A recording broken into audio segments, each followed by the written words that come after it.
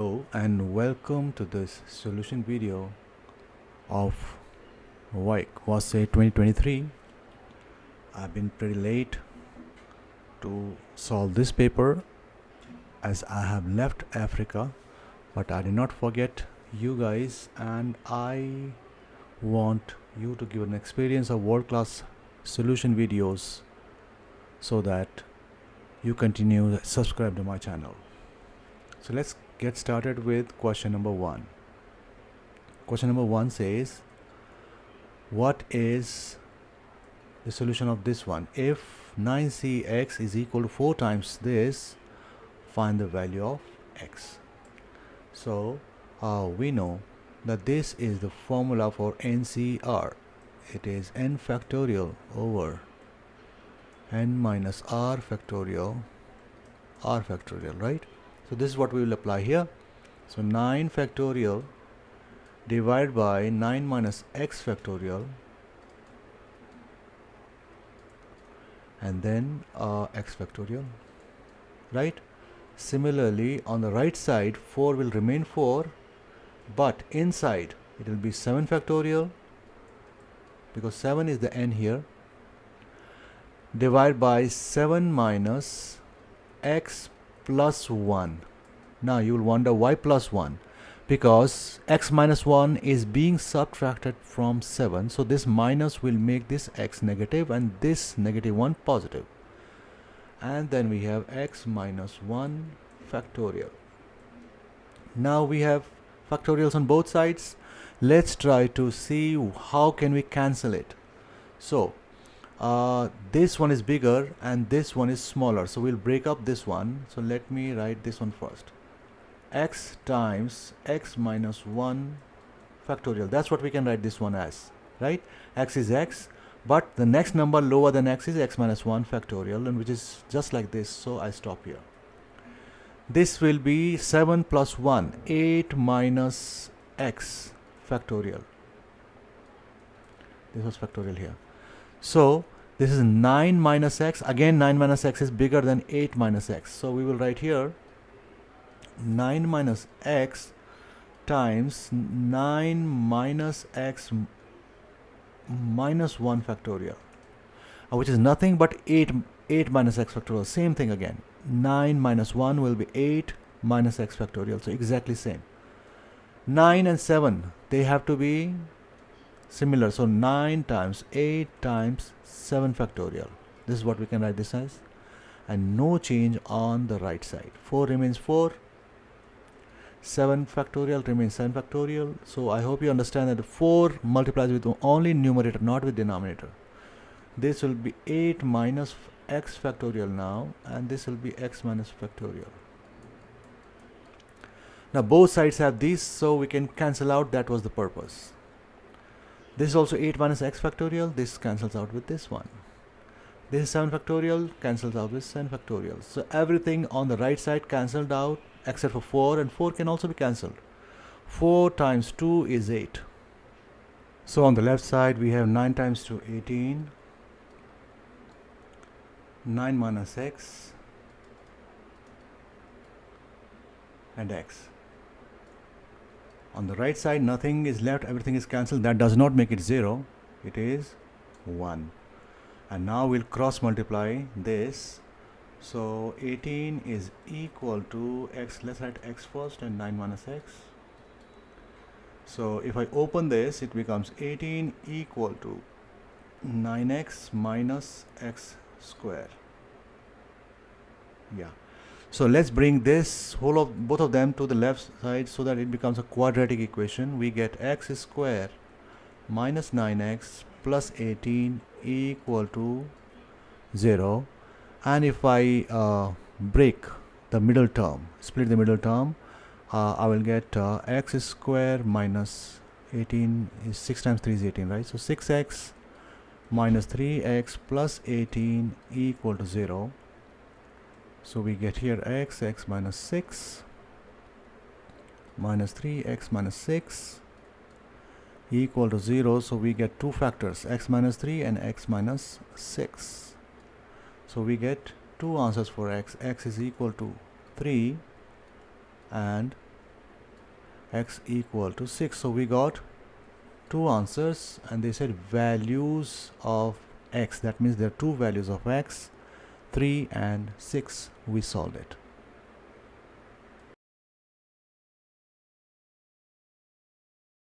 Question 2. The volume of a cube is increasing at the rate of this centimeter cubes per second. Find the rate of the change of the side of the wall of the base when its length is 6. So length is 6, and we know that the volume of a cube is the cube of the length, right? Now it's changing. That means with time. When they say per second, this is per second, means with time. So we will differentiate this with respect to time, which is t. So this v will become dv over dt if we differentiate with respect to time, and this will become 3l square dl over dt. So whenever we differentiate with a third variable, we first differentiate it and then we add this suffix dl over dt, whatever it is differentiating with respect to. Okay, so now they have said that the rate of change in volume is 3.5. Can I write 3.5 centimeter cube? So I will write 3.5 here, centimeter cube per second. So my answer here will be centimeters per second. Okay, so 3, and L is given as 6 at that instant when length is 6. So I will write 6 square here, and dl over dt we have to find. They're asking us find the rate of change in the side, and what is side? L, with respect to time when its length is 6. So this is what we'll do. We know everything, we can solve it now. So it will be 3.5 cross multiply this 3 and this is 36, right? Which is 108. So it will become the denominator on the other side will be the answer. And if we solve this, we'll get the answer. This comes out to be 7 over 216 centimeters per second, or in decimals. Did they say decimals? They have not specified, so we'll write 0.0324 centimeters per second.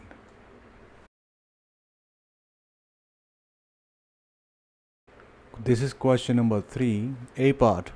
The inverse of a function is given by this. Find the function. So we know that inverse of an inverse will be the function, right? So let's find the inverse of this. So first I will change this to y to make it simple. So y is equal to 5x minus 6 over 4 minus x. To start the inverse process, we exchange the values of y and places of y and x. So in place of this y we will write x, in place of this x we will write y, and this also becomes y. And now we will cross multiply here just like we did in one of the previous questions. So 4 times x is 4x minus xy equal to 5y minus 6. Okay, our purpose is to isolate these y, so make them bring them together. So let me bring this to the right side so that this becomes positive, this negative becomes positive, and this minus 6 I'll bring here. So it becomes 4x plus 6, and this 5y is positive already, but this negative xy will also become positive. Now we'll take y common from that. That is the purpose. So it only 5 is left here and x is left here, and y is out from both and it's separated. Here we will be left with 4x plus 6. And now back to cross multiplication. This 5 plus x will become denominator to the other side. So 4x plus 6 remains 4x plus 6, but 5 plus x becomes its denominator, and which is equal to y, which is left here. And since we inversed it already, and inverse of inverse is the real function, so our function is 4x plus 6 over 5 plus x. Alright. B part says the inverse of the function f is given by this, exactly same. Find the value of x for which fx is equal to 5. So we know fx now, which is this, is equal to 5. That's what they're saying. So 4x plus 6 over 5 plus x equal to 5. And we'll cross multiply again because we can do though. We have a fraction on the left side. So whenever we have a fraction, we can do the cross multiplication. So 4x plus 6 equal to 5 plus x. So 4x plus 6 equal to 25 plus 5x. Let's bring this 5x to the left side, so it becomes 4x minus 5x equal to 25 minus 6. 6 comes to the right side. And what do we get? Minus x equal to 19. And we can change the places of negatives, so it gives us an answer x equal to negative 19. We can verify it by placing here. We should get 5. Okay, you can do that.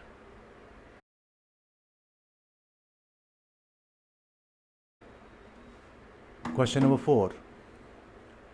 Question number 4 talks about arithmetic progression.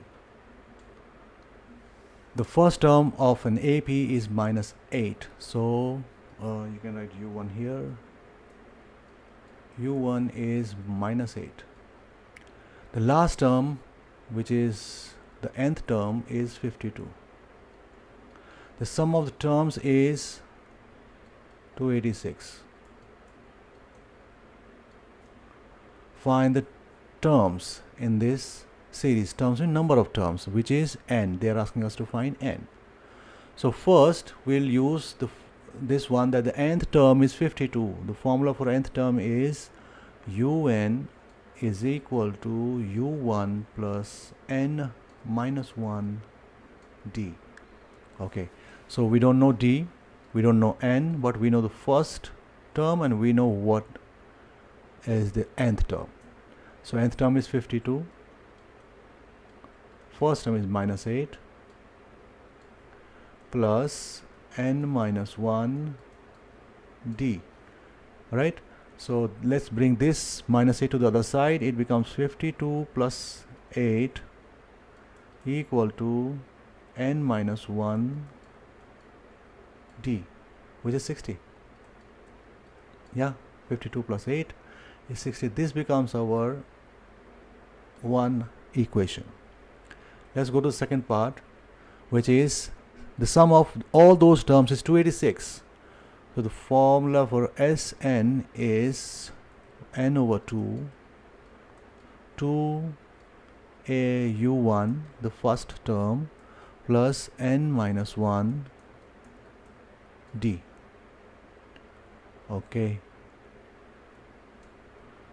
So we know Sn, which is 286. Let me substitute here, 286. We don't know n. But we know the first term, which is 2 times minus 8 plus n minus 1d is also known to us now, 60. So we can straight away substitute 60 here. So 286 equal to, rather let's do cross multiplication here, not 286. This 2 multiplies here because it's dividing with the complete one, so we can cross multiply. Okay, with addition or subtraction we don't, but because this is a whole bracket multiplying and this is dividing, we can cross multiply. So 286 times 2 will be 572, no 572,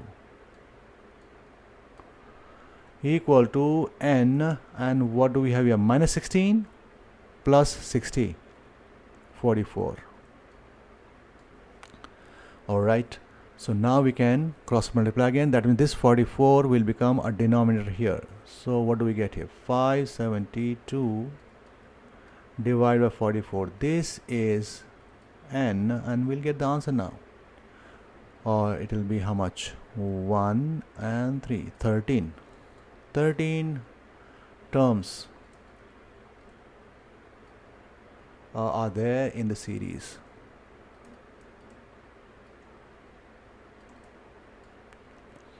Okay, now second part B, the first term of an arithmetic is same, -8, the last term is 52, and the sum of the term is 286. Find the common difference. Now they're asking us to find D.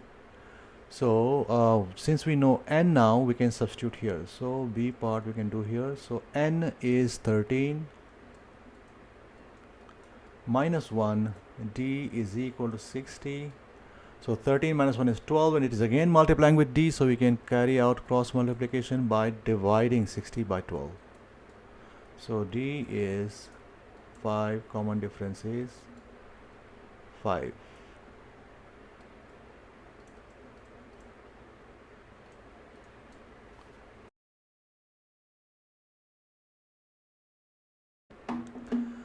Question number 5. The table shows the distribution of heights in centimeter of 60 seedlings. That means the sum of all these frequencies is 60 in a vegetable garden. Draw a histogram for the distribution. So I have already drawn a scale here from 0 to 2.6, because the heights are from 0.1 to 2.5, and since there is a gap between this upper limit of this group and lower limit of the next group, there is a clear-cut difference of 0.1. That means we have to close this gap before attempting the histogram. So what will I do? The difference is 0.1, so 0.1 divided by 2 is 0.05. I will increase 0.3 by 0.05 rather, 0.05, and decrease 0.4 by 0.05, and that will become 0.35. So the first group becomes, and I will subtract 0.05 from here also, 0.1. So it will become 0.05 to 0.35. That will be the revised group. Let me write it here. So 0.05 to 0.35. This is our first group. Class width is 0.35 minus 0.05 now. So it is 0.3. That's class width. Earlier it was 0.2 only. 0.3 divided by subtracted 0.1 will be 0.2. So that is not class width anymore. This is the new class width after we have closed the gap. Okay, and you can see that the class width is not same. Let me write here, class width. It's not same for all. So 0.3 for this one. Next one is 0.35 to 0.65. Again 0.3. But if I go to suppose this one, this will be 0.95, because from 1 we'll subtract 0.05 and we'll add 0.05 to this, so it will become 1.45, and that class width is 0.5. So class widths are not same, so we cannot use frequencies. We'll have to use something called frequency density. And what is frequency density for the first one? I will keep on writing here, okay, after calculations. First we'll look at the frequency, which is 6 in this case, divided by what's the class width, 0.3 in this case, so that becomes 20. Frequency density is 20 for this, not 6 anymore. 6 is the frequency, 20 is the frequency density, and we'll write frequency density for all. After I calculate for all, I will add this scale, and I'm fastening this video so that after this fastening ends, I will explain what was done.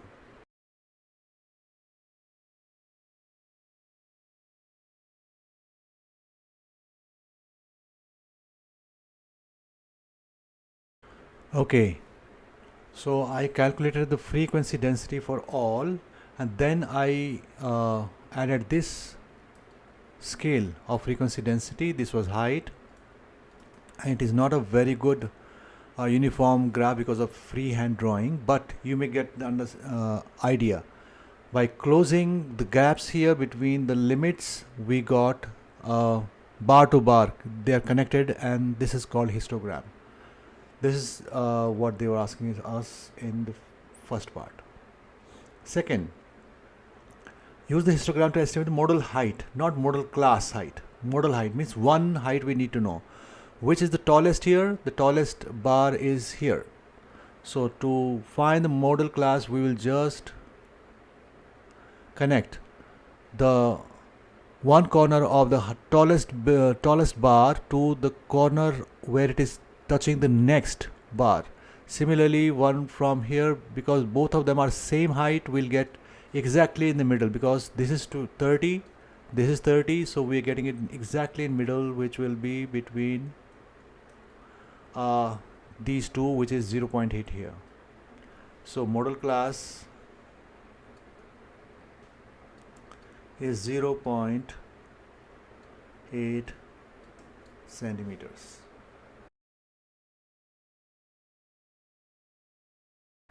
Question 6 talks about there are 6 boys and 8 girls in a class.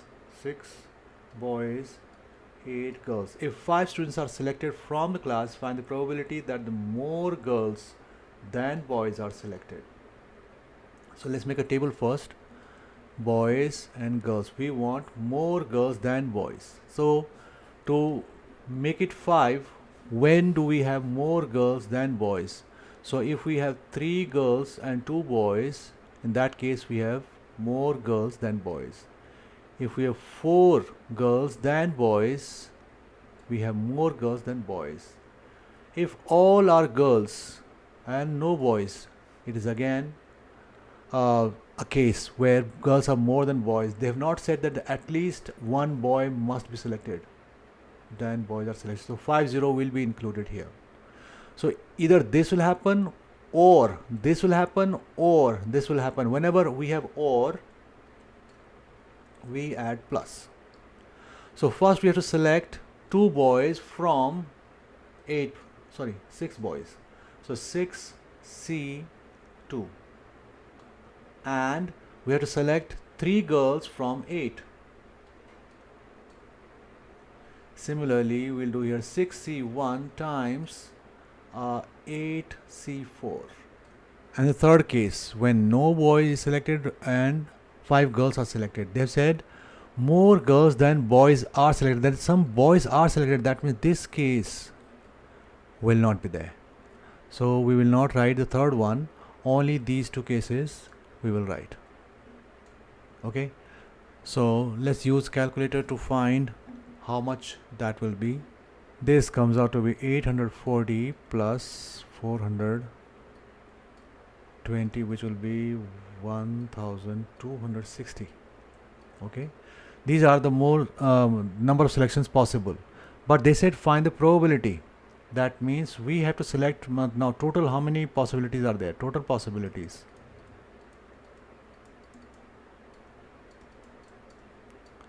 Equal to, there are how many people? 14 people. Out of them we have to select 5. 14C5 is 2002. So probability becomes 1260 was the number of selections possible out of total of 2002. 0.629. So we can say 0.63. 0.63.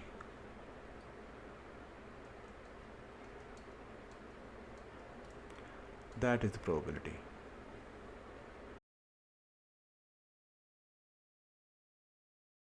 Question number 7. A bus travels with a velocity of 6 meters per second. Okay. It then decelerates uniformly and travels a distance of 70 meters. So initial velocity u is 6 meters per second. The distance traveled s is 70 meters. If the final velocity v is 20 meters per second, find correct to one decimal place the acceleration. So we can use here the kinematic equation v square equal to u square plus 2a s. We know everything except acceleration, we can find it. So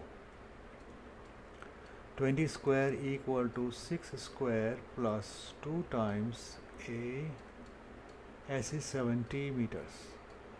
Yeah, okay. So 36 and this is 400. 400 minus 36 equal to 140a. So 400 minus 36 will be 364 equal to 140a. So a becomes 364 divided by 140, and which is 364 divided by 140.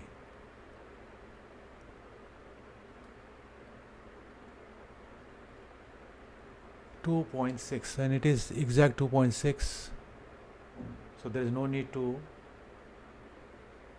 round it off. So we can write here 2.6 meters per second square. Okay, now second one. A bus travels, okay, the same thing, 6 meters per second, and accelerates uniformly, travels a distance of 70 meters, final velocity, correct one decimal, the time to travel this distance. So we need time.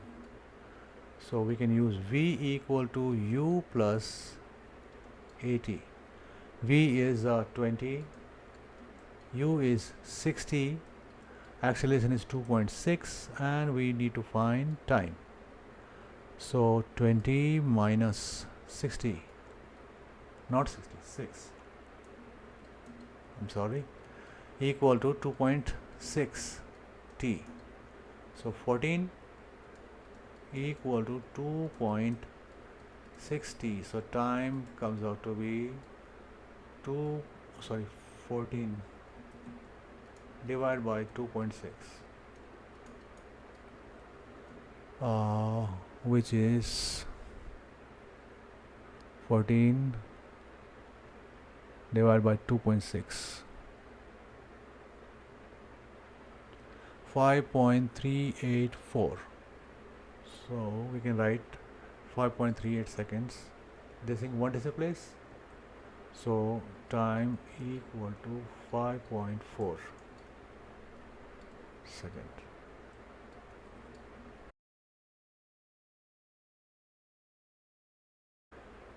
Question 8. P is the midpoint of NO, and O being the origin. This is a position vector basically. So let's say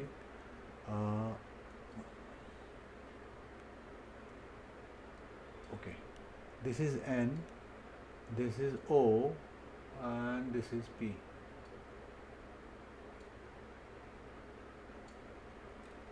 A line segment they're saying, not vectors. Okay, line segment. Okay. And equidistant from MN and MO. So MN and MO, which means M is such that the perpendicular from P to MN is same as the perpendicular from P to ON, MO rather, MO. Okay, so basically this could be an equilateral, not equilateral, isosceles triangle M and O. MN is 8I plus 3J. MN, M to N. So it's vector only 8I plus 3J. MO is 14I minus 5J.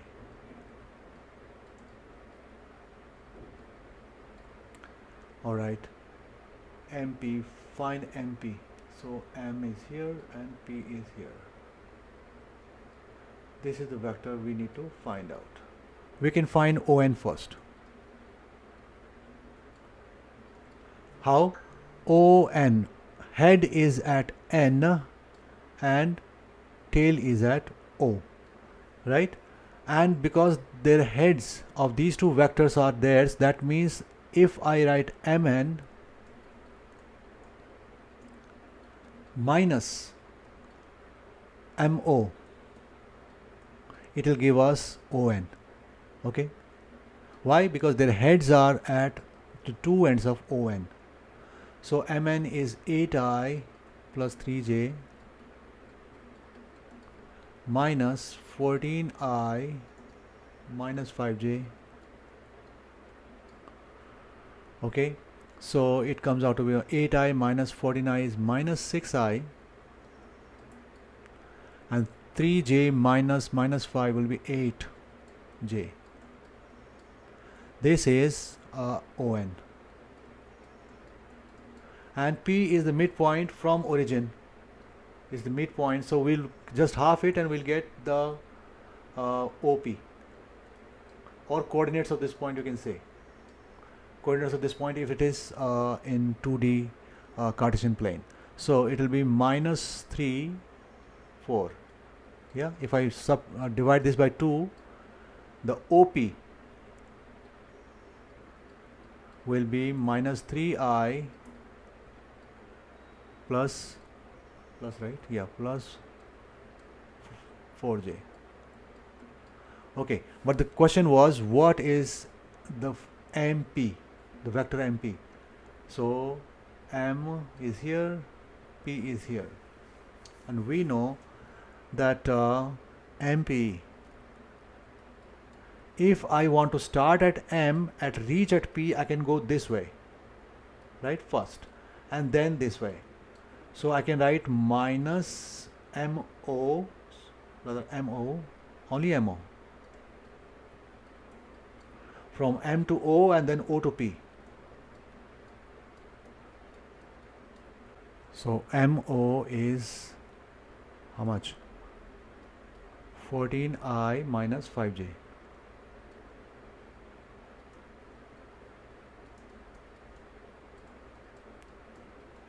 OP we just found out minus 3j, so I'll have to write minus 3j plus 3i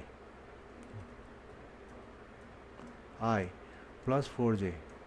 No need to change any sign because there is no subtraction, this is addition. So 14i minus 3i is 11i, minus 5 plus 4j is minus j. This is the vector MP.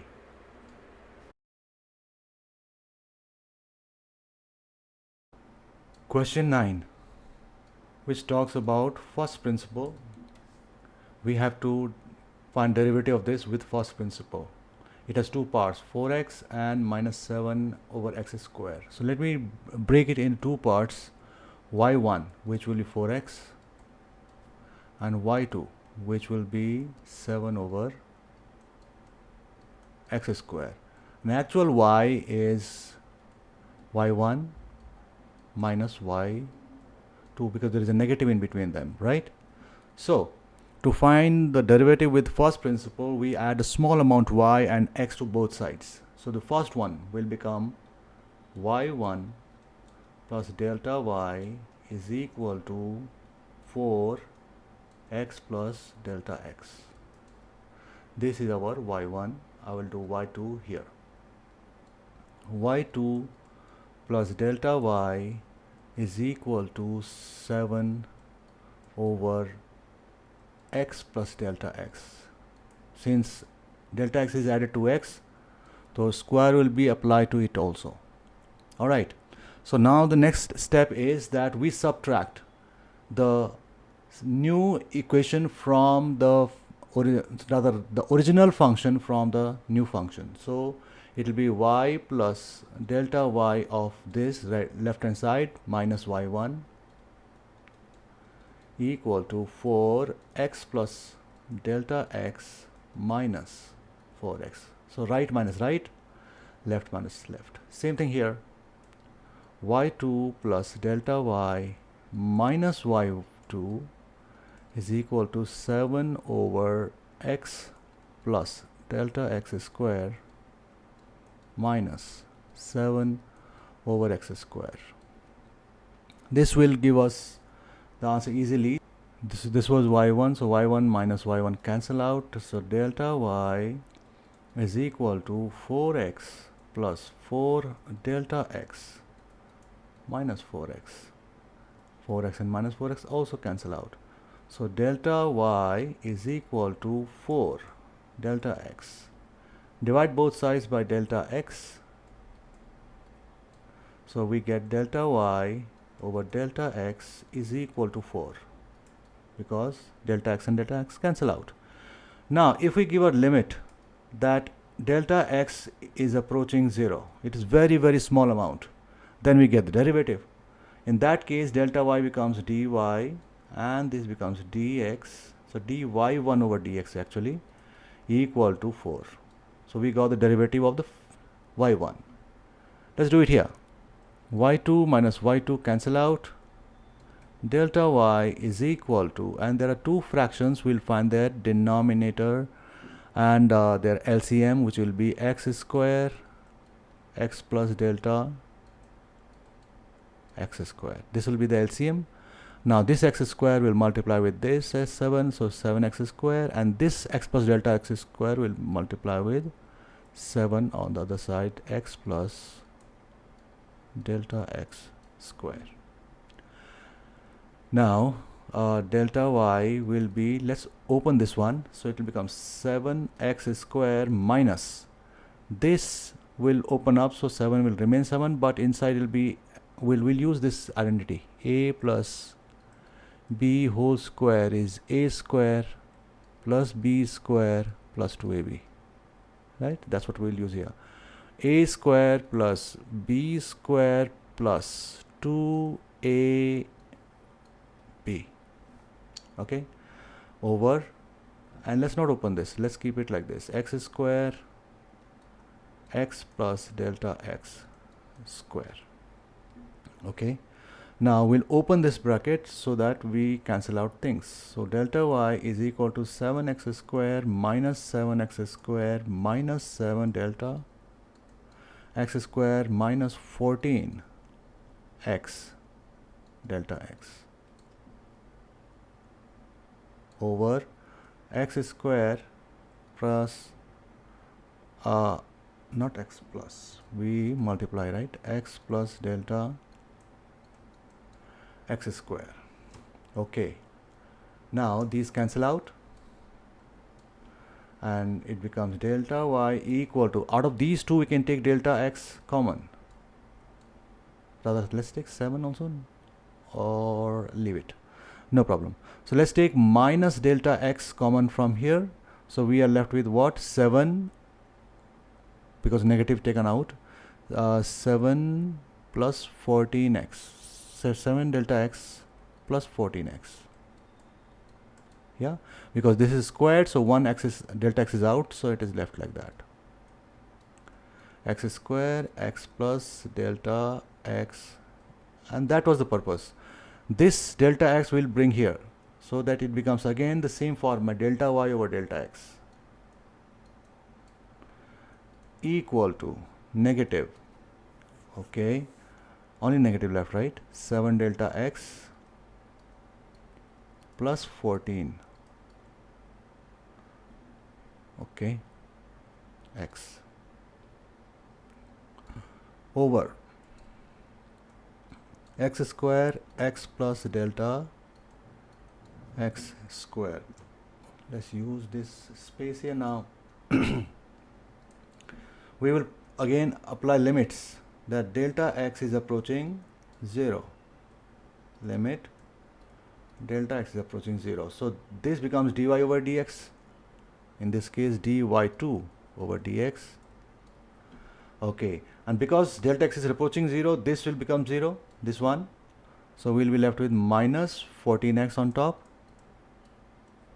over what is left here, x square, this delta x is 0, so it will be x square multiplied by x square, so x to the power 4, which comes out to be minus 14 x, not x, will cancel out this x with one of the x's, it will become 3, so minus 14 over x cube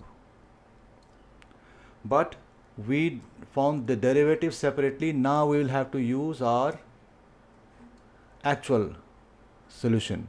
So our dy over dx complete one will be, what was the derivative of the first one? It was 4, just 4.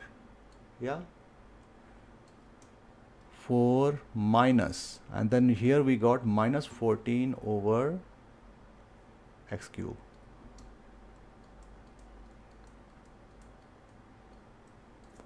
So the answer, final answer is 4 plus 14 over x cube dy over dx.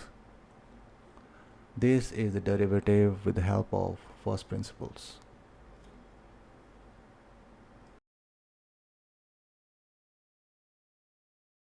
Moving on to the B part of the same question, which is this. Given that tan p is 3 over x minus 1. So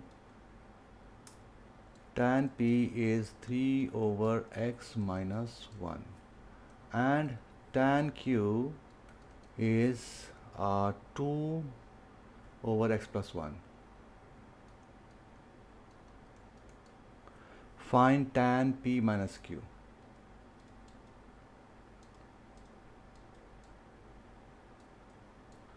We will use the identity tan a minus b is equal to tan a minus tan b over 1 plus tan a tan b. That's what we'll do here. So for us, a is p and b is q. So tan a, which is 3 over x minus 1, minus tan b, which is 2 over x plus 1, divided by 1 plus tan a over x minus 1, 2x plus 1, right? So x minus 1, x plus 1, if they multiply to find LCM, it will be x square minus 1. Why? Because we know that a plus b, a minus b is equal to a square minus b square. That's an identity. So it becomes, on numerator, x square minus 1 will be the LCM of these two. Now this 3 will multiply with x plus 1. Something like that happened with first principles in previous part. Then minus 2 will multiply with x minus 1. Now denominator, this one has nothing, but it has both multiplying. So we know this will be x square minus 1, 6, correct? 3 times 2 is 6. And 1 I can write as x square minus 1 over x square minus 1 to make them also same denominator here. So here, if I open the numerator of numerator, it becomes 3x plus 3 minus 2x plus 2 over x square minus 1, right? Minus 2x plus 2, okay. And here it will become x square minus 1 plus 6 over x square minus 1, because both of them have same denominator now. So if numerator has the same denominator and denominator also have the same denominator, we can cancel them out. And we are left with 3 plus 2, 5x plus 5. Yes, 3, rather, it will not be 5x. 3x minus 2x will be x plus 5. And this will be x square plus 5. This will be tan p minus tan q with given situation.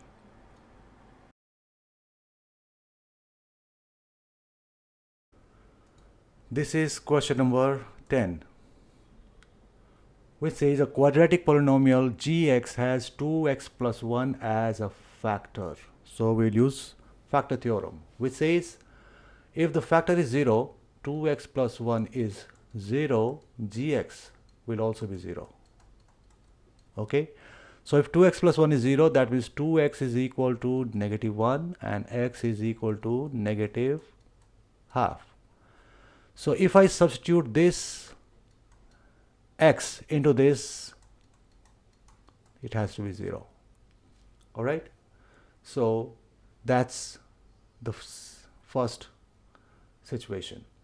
Second one, if gx is divided by x minus 1, the remainder is minus 6. That means if x minus 1 is 0, gx will be negative 6.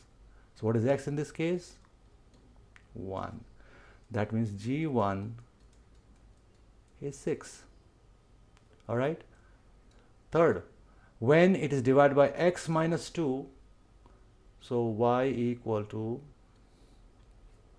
x minus 2. So if x minus 2 is 0, x is equal to 2, that means g2 will be minus 5 according to remainder theorem.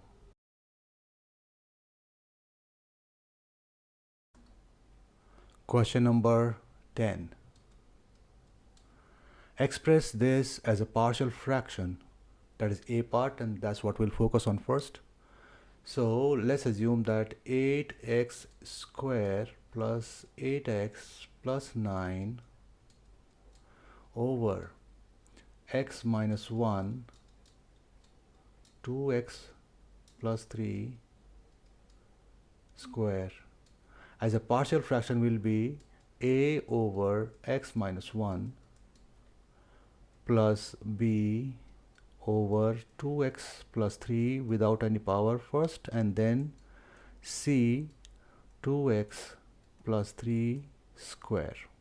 This is how we do partial fraction in such cases. So if we find the LCM of these three denominators, it will be exactly same, so we will ignore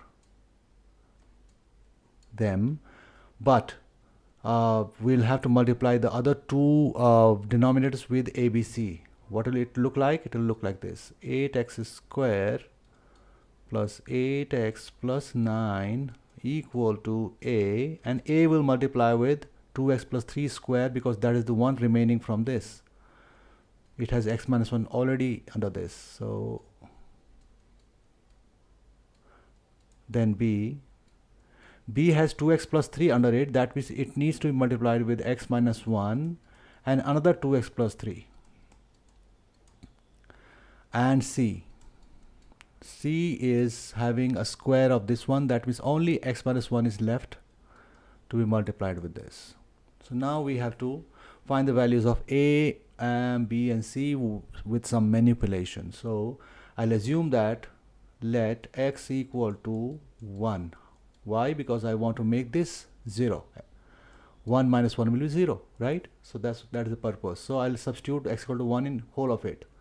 So 8 1 square plus 8 1 plus 9 equal to a 2 1 plus 3 square, and because x minus 1 will become 0, so this will be 0 and this will also be 0, so no focus here, only there.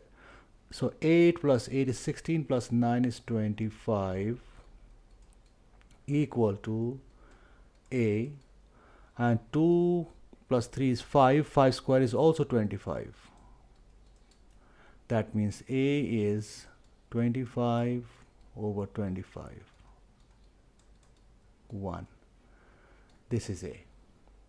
Now we will make 2x minus 3 as 0. For that we'll have to assume that let x is equal to minus 3 over 2.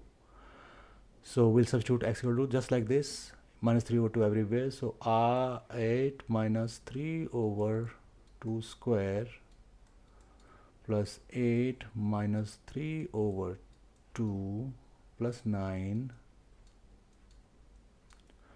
equal to, this will become 0 because minus 3 over 2, if replaced in this one, this whole bracket will become 0. So I will ignore this one. I'll ignore this one also. Only c will be the one which will be left with minus 3 over 2 plus, no, minus 1. Okay, this is 9 over 4. So 8 times 9 over 4 is 72 divided by 4, which is 18. Please use calculator to confirm this. 2 and 4 cancel. 4 times 3, 12. Minus 12 plus 9 equal to C, and this will be minus 5 over 2. So 18 minus 12 is 6 plus 9, 15. Equal to C, and minus 5 over 2, if comes here, it becomes minus 2 over 5. So this cancel out. C is minus 6. Got it. Now left is B. For B, we will compare constants. How do we compare constants? In this whole equation, 9 is a constant. So left side only 9, because it cannot create x. So we will just write 9 here. What is constant here? 3, but it is squared. So it will be 9a. In this B, constant part is minus 3, minus 1, which is multiplying with 3. So it will become minus 1 times 3, which is minus 3. We are ignoring x's because they cannot be constants. C will multiply with only minus 1, so minus C. And we know A and C will plug in their values and we'll get B. 9 equal to 9 times 1 minus 3B minus 6. So 9 and plus 6 is 15. So 9, and if it goes to the left side, it becomes negative 15. It was positive 15 here. Negative 15 equal to minus 3b. Minus 6 equal to minus 3b. B will be minus 6 over minus 3, which is 2. So they said express this as partial fraction. We found ABC, but we have not expressed it yet. So we will write it here. A is 1 over x minus 1. B is 2. 2x plus 3. This is very important, to express it like this. Otherwise, finding ABC is not enough. You did not answer the main part if you don't write like this. 2x plus 3 squared. This is the partial fraction. Now, second part, B part says the coordinates of the center and circumference of a circle are this. So let me draw a circle.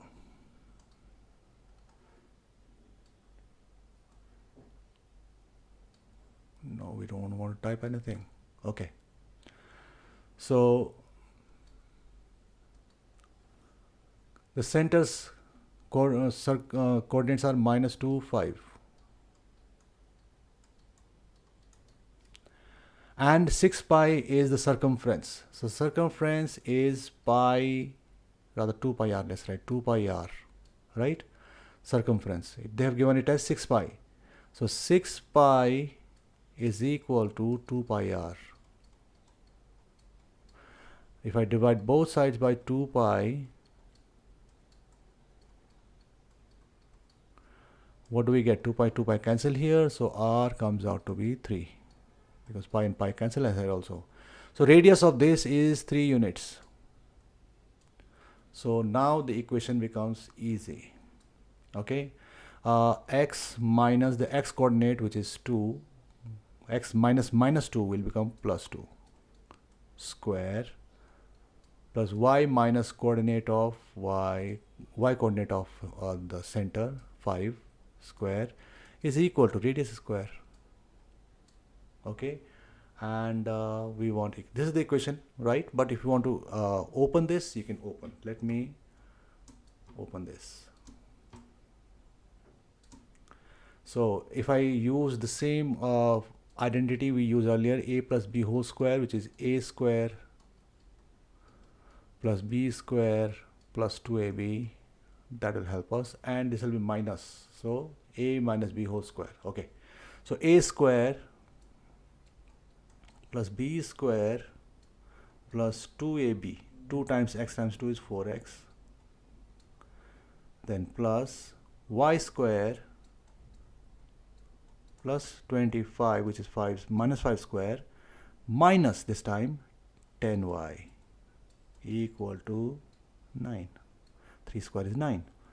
And now x square will be written first, y square will be written second, then the coefficient of x is 4, so 4x, then minus 10y, then 2 square is 4, 4 plus 25 is 29, and this 9 will be subtracted, so it will go here and becomes 29 minus 9, 20, and nothing is left on the right side.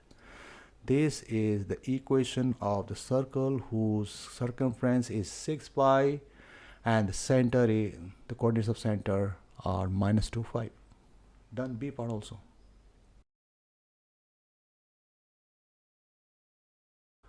This is question number 13.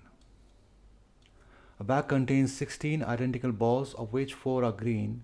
A boy picks a ball at random from the bag and replaces it. This is important. Replaces it. That means the probability remains same for all the balls. So there are 4 green balls and 12 other balls. This is repeated 5 times. What is the probability that did not pick a green ball? So probability of not green once will be how much? There are 12 balls which are not green, 12 out of 16. So we can write 3 out of 4. All 5 times it was not a green ball.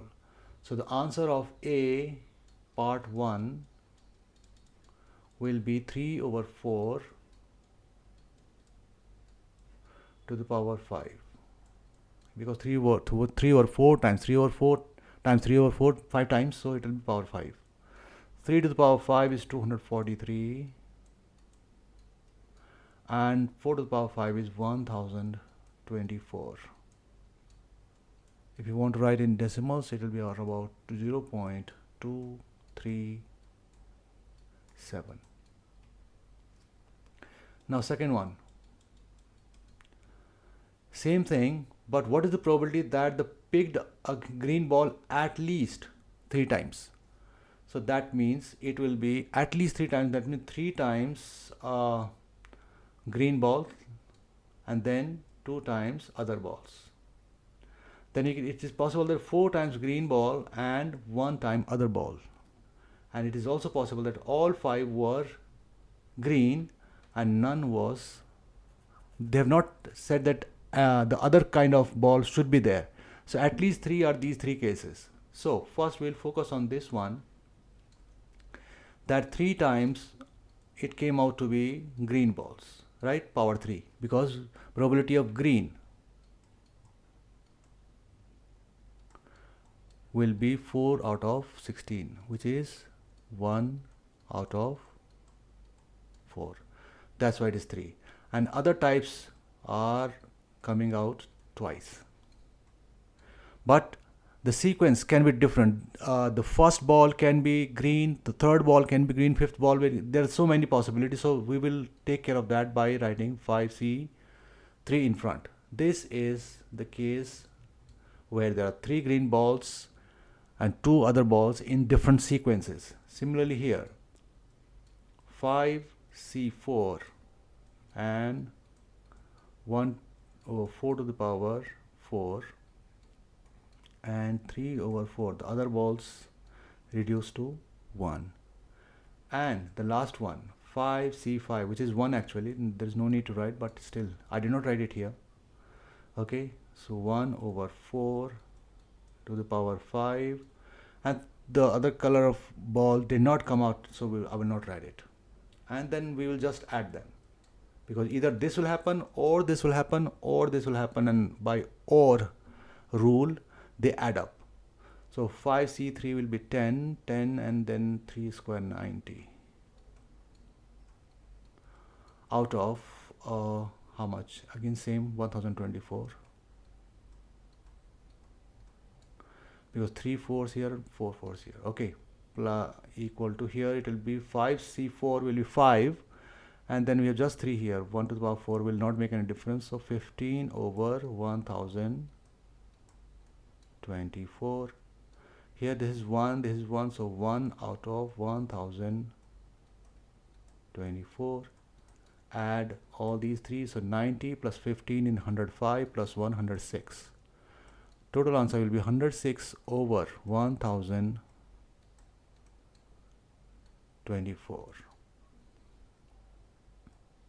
So if I convert this to decimals, 0.1035. This is the answer of second part. B. The deviations from a mean of value are these. Find the possible. Okay. So deviations means if the mean is something, how far, how away, up or down from the mean are the data. And what we know that deviation, if I add all of them, that should be equal to 0. Okay? The number of data or amount of data above the mean is equal to the below mean, and that's why the sum will be 0. So what we need to do here is just add all of them. So minus 2 plus m minus 1 plus m square plus 1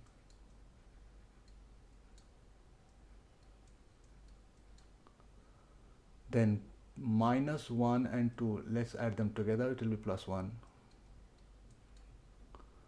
2m minus 1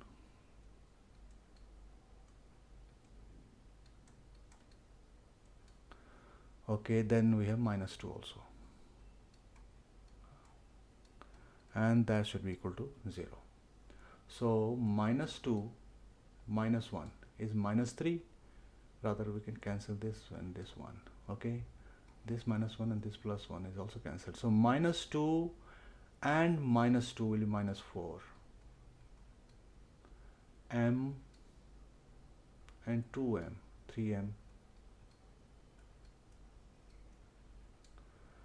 And then we have m square, just m square. So it becomes a quadratic equation, and we have to solve that equation. M square plus 3m minus 4 equal to 0. And we can split the middle term. How? Minus 4. Its factors will be plus 4 and minus 1. M square equal to m square plus 4m minus m minus 4 equal to 0. So m plus 4 minus 1 m plus 4. So it comes out to be m plus 4 common, m minus 1, this m and this minus 1 equal to 0. So this gives us two answers. They said possible values of m.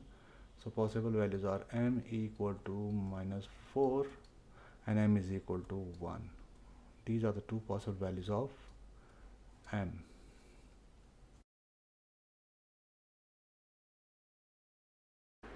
This is question number 14. If it is not, please let me know in comments. If the number is not right, I will change the timestamps. So I'm calling it question number 14. A particle of mass 2 kg moves under action of constant force F newtons with an initial velocity of this and final velocity of this. Find the acceleration. Okay, so acceleration, let's say A part. Acceleration is final velocity minus initial velocity over time. So final velocity is 15I minus 4j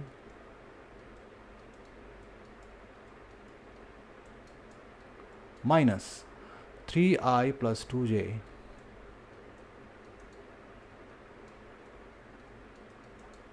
divided by time is how much? 4 seconds. So 15 minus 3 is 12I minus 4j minus 2j is minus 6j over 4. So acceleration is 3I minus 1.5 j. 12 divided by 4 is 3, 6 divided by 4 is 1.5. This is acceleration. B part is asking find the magnitude of the force. Force is mass, which is a scalar, multiplied by acceleration. So acceleration we know, just multiply by the mass. Mass is how much? 2 kg. 3I minus 1.5 j. So it comes out to be 6I minus 3j. However, they are asking us the magnitude of F, not this one. So magnitude of F will be square root 6 square plus minus 3 square, which is 36 plus 945 square root 45 newtons. That's the magnitude of the force. In part C, everything remains same. Find the magnitude of the velocity of the particle after 8 seconds. So we'll use the exactly same formula which we used here. Acceleration remains same, 3I minus 1.5 j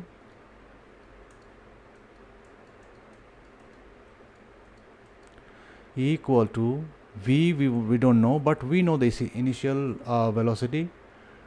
Initial velocity was 3I plus 2j. So 3I plus 2j divided by 8.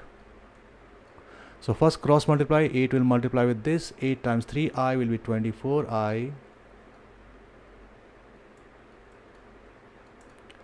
1.5 times 8 will be 12 minus 12j equal to V minus, rather let me bring it to the other side. So I will bring minus 3I minus 2j to the other side, they become positive. This negative will become positive, so plus 3I plus 2j equal to V. Okay, so 24I plus 3I is 27I minus 12 plus 2 minus 10. J is V, and the magnitude of V will be 27 square plus 10 square, which will be 729 plus 100 square root 829. But they're saying correct to 3 decimal places, so we have to write 3 decimal places for this, which are 28.792. 28.792 meters per second.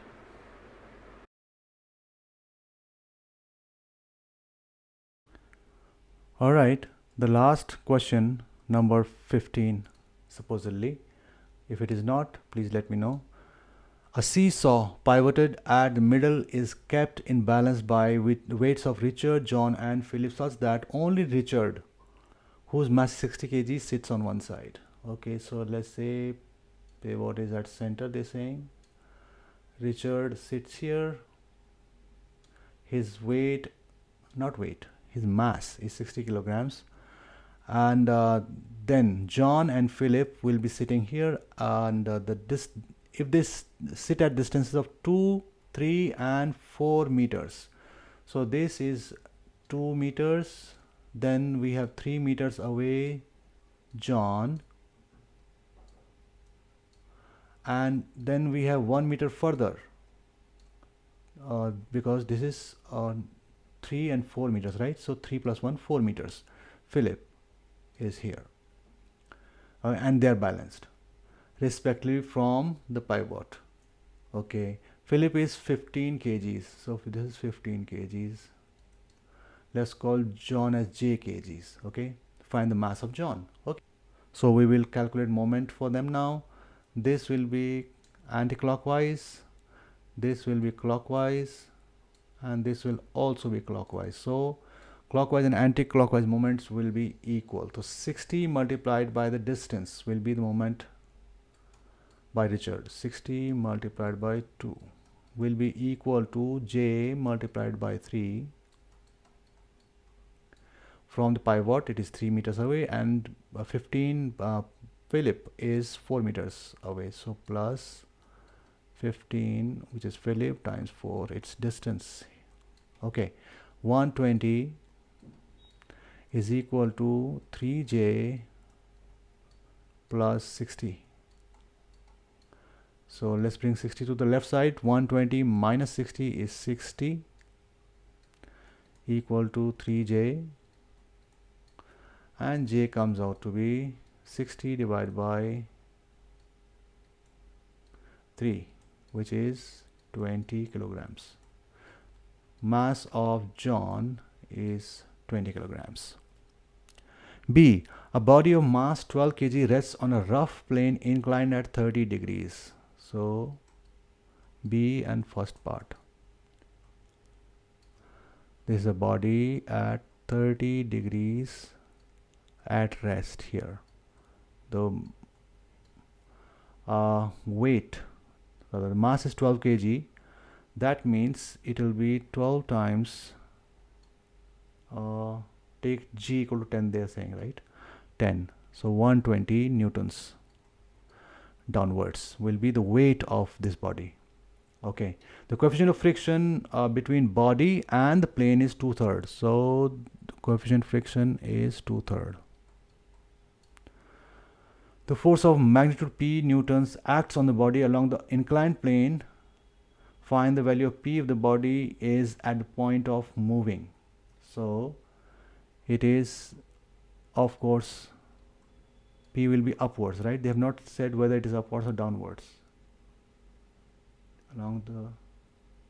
They have not mentioned whether it is upwards or downwards, but obviously it would try to go down, right? Because of the component of this weight, which is 120 sine 30 degrees. Because this component will try to go down, but this force P is balancing it and about to move. That means they are equal, right? But there will be one more force which will be stopping it from moving upward, which is the frictional force. Let's call it not R, let's call it F.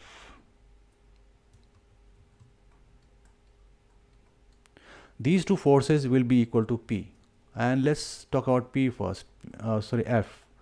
F is always the coefficient of friction multiplied by the normal contact force or reaction force, and which will be perpendicular to the plane, which will be equal to this component of the weight, which is 120, let me write here, 120 cos 30. So F will be 2/3 times cos 30 degrees. Cos 30 is square root 3/2. So let me write that. 120. In place of cos 30, I am writing its value, which is square root 3/2. So this and this cancel out. This 3 will cancel with 120. So it is 40 square root 3. That is the frictional force. So P will be, they are asking to find the value of P. So P will be equal to 40 square root 3, the resistance due to friction, and 120 sine 30. So 120 sine 30, sine 30 is half. So it is 60. Are they saying in decimal places? Find the value of P if body is point of moving down the plane. Okay. So they have not written what is the requirement here, so we can write in decimal places. Let me write what is 40 square root 3 in decimals first. It is 69.28, let's call it 69.3, and then plus 40 plus 60, so it will become 129.3 newtons.